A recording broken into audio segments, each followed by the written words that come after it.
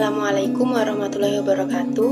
Halo semuanya, perkenalkan saya Puspita Agun Samudra, NIM 2003411001008. Saya dari Program Studi Ilmu Kelautan Universitas Trunojoyo Madura. Video ini saya buat untuk memenuhi tugas UTS mata kuliah Burung dan Mamalia Laut dengan dosen pengampu Ibu Eka Nuraiman Ningtyas, MSI.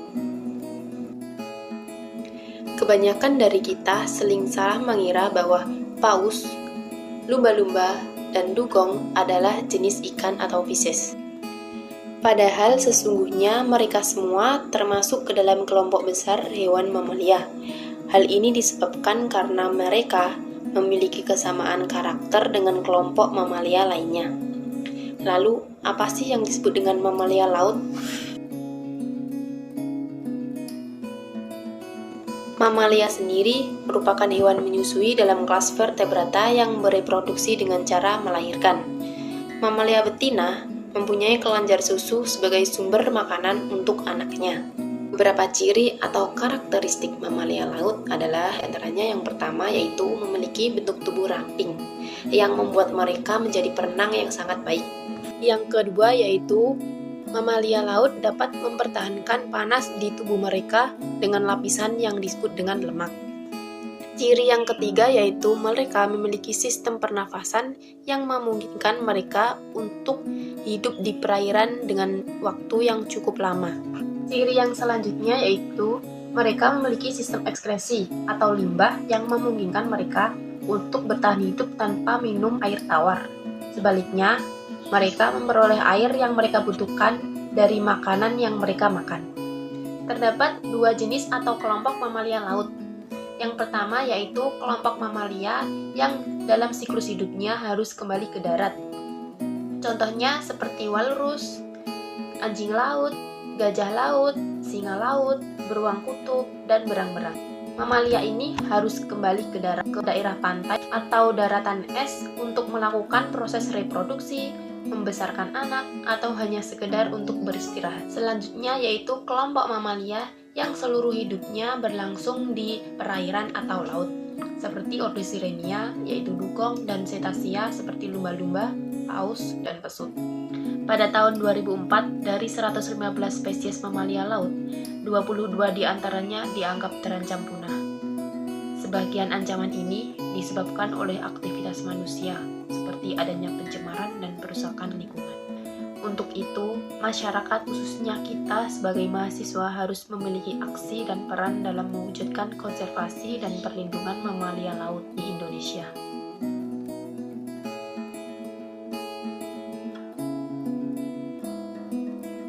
Yang pertama yaitu dengan mendukung upaya konservasi dan perlindungan mamalia laut yang dilakukan oleh pemerintah. Kementerian Kelautan dan Perikanan telah menetapkan Rencana Aksi Nasional atau RAN mengenai konservasi mamalia laut. Penetapan status perlindungan masih harus diikuti dengan upaya-upaya pelestarian lainnya, mengingat terdapatnya beragam isu permasalahan yang mengancam kehidupan mamalia laut di Indonesia. Yang kedua yaitu memberikan edukasi dan sosialisasi. Nah, upaya tersebut dapat kita lakukan sebagai bentuk dukungan atas perlindungan yang telah dilakukan oleh pemerintah karena kurangnya edukasi dan sosialisasi, khususnya masyarakat wilayah pesisir. Yang ketiga yaitu dengan membuat papan larangan. Nah, pengumuman ini dapat termasuk sebagai sumber informasi bagi masyarakat mengenai mamalia laut yang ada dan yang membutuhkan perlindungan dari kepunahan, berupa pelarangan perburuan terhadap mamalia laut tersebut.